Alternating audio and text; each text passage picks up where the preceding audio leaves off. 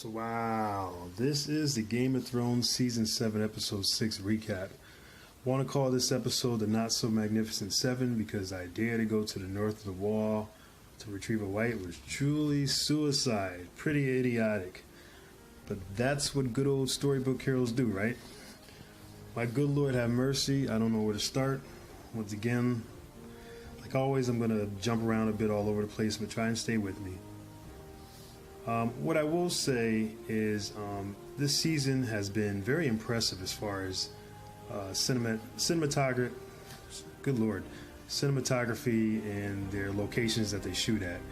Really, really impressive stuff, I have to say that. I got to give a shout out because of that.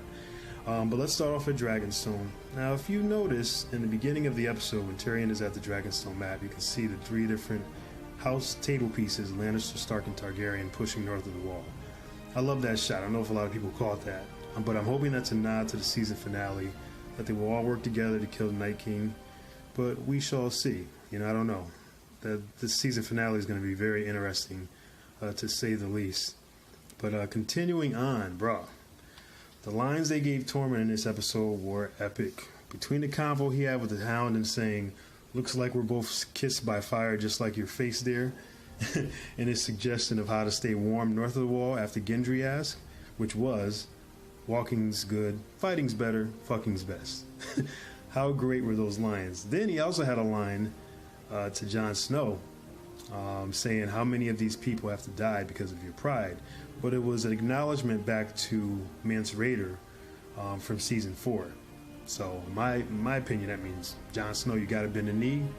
You gotta bend the knee at some point. Continuing on now, the Arya and Sansa storyline, I don't like to be honest. It's kind of simple-minded in reality. Like, do you really believe Sansa meant what she wrote in that forced letter? Womp womp. Arya's supposed to be this supernatural lie detector, and you mean to tell me she can't tell her sister isn't lying? Big dookie ball for that one, but I digress. I believe they'll be bonded back together at some point, either by killing Littlefinger or something else drastic that may happen.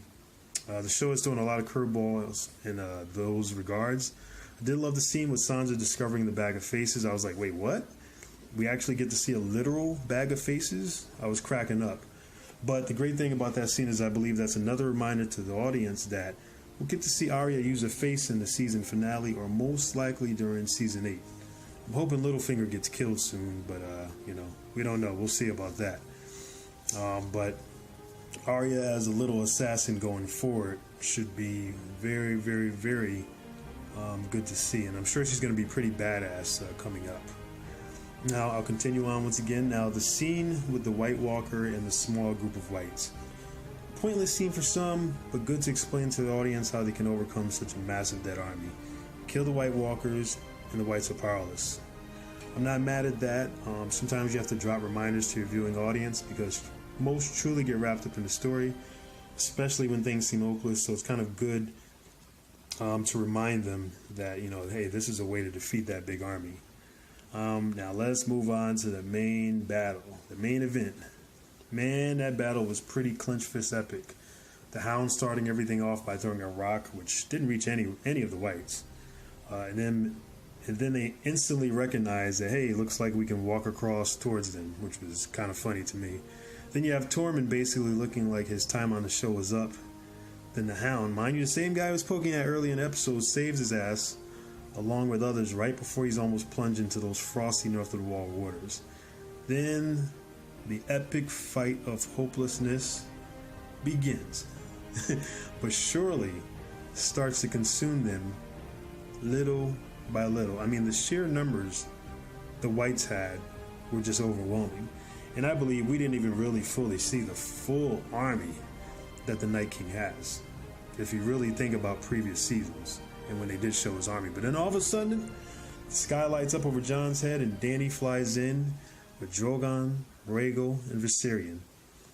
Now, interestingly enough, heard a lot of people online say that they didn't know if this was more epic than the Lannister battle as far as the dragons flying in. I feel like this one definitely was more epic because that band of Not So Magnificent 7, they were pretty much definitely about to die. I wasn't too happy about the short-lived Uncle Benjamin moment. I'm like, really? My dude rides in, saves Jon Snow, and then that's it? I was kind of blah on that one, but fair enough, I guess. Gotta shake my head at that one, but I guess it is what it is. Thought that character could have been used a little bit better, but is what it is. So we'll continue on to I like the moment with Dany on the boat with Jon Snow. I'm going to share a few moments, but for me, all the teary eyes, hand gesturing, and deep sighs I could care less for. The fact that he figuratively bended the knee was part of the point for that whole scene for me. I mean, at that point, did he really need to bend the knee? You have to ask yourself. Not really. Dany experienced the army of the dead and saw the Night King, so that brings up my other point for that scene. I'm not sure about the romance and where they're going to push it going forward into season 8. Obviously, that's the big point of that scene and some other references. But the big reveal of Jon actually being Targaryen is coming out. I don't know if it's the next episode or if it's season 8, but it'd be highly interesting to see how Dany receives that info once it's proven to be true. Now, last but not least, let's talk about Viserion and him being dragged out of the Ice Lake via big-ass chains by the Night King's Whites. First of all, where did those ridiculous big-ass chains come from? I can only assume from some old ships that have been sunk in that lake for years. I don't know. Perhaps. Any answers anyone might have, let me know. I don't have any besides that. It is a fictional story, though. But now we know Viserion has been chained basically into an ice dragon. But now I'm thinking, will his breath be icy blue fire? Or will it blow out some cold-ass winter storm white air? Kind of interested to see what they do with that one. But I'm really hoping Bran can warg into Viserion and take that dragon advantage away from the Night King. But let me tell you though, when my dude threw the spear, I was like, what?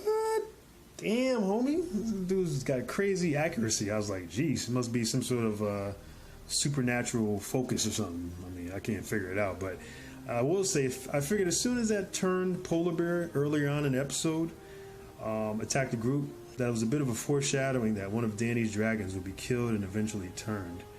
That is exactly what happened. It kind of sucks. Really sucks, actually. But hey, listen, pour one out for my Ninja Viserion. You will be missed. You the homie. Big homie. But for right now, you know, it is what it is. We'll miss you, homie. You know, it's all good. But what a great episode. Listen, folks, that's all I got. But I have to be honest, watching the previews for the season finale has me horribly intrigued. You didn't have to be a hardcore book fan to realize what was most likely going to happen in this episode. We all knew this big battle was coming, but with the season finale, we have no idea what is going to happen at King's Landing. With, you know, the two queens meeting and with Jon Snow, King of the North. Hoping the season finale would set the table for the final season 8 very clearly. Last thing we need is a show like, you know, remember Lost season finale to join on ABC? That was an absolute epic fail. Epic fail. But anyway, thanks for watching the recap. If you have any comments, random thoughts, or theories on the show, leave them below. I think some of you, for some of the suggestions on separate videos you want me to do in regards to Game of Thrones myth in relation to the books, I'll definitely push out some more of those videos. Make sure you like and share my Elm City Film TV review page, Facebook, I'm on Instagram, now also on YouTube. Now, wait a minute. Oh my God, OMG. I also want to remind folks that Season 8 is rumored to possibly not come out until 2019. Prepare yourselves. The good side of things is that it's also a possibility that each episode will be filmed in a more cinematic format, running between 90 minutes to 2 hours. Okay? So I guess we'll find out in the upcoming months. Once again, thank you for watching. Thank you for your continued support. As little or as much as it may be, it doesn't matter. It's all support. Till next time, or next week, have a beautiful day. Love.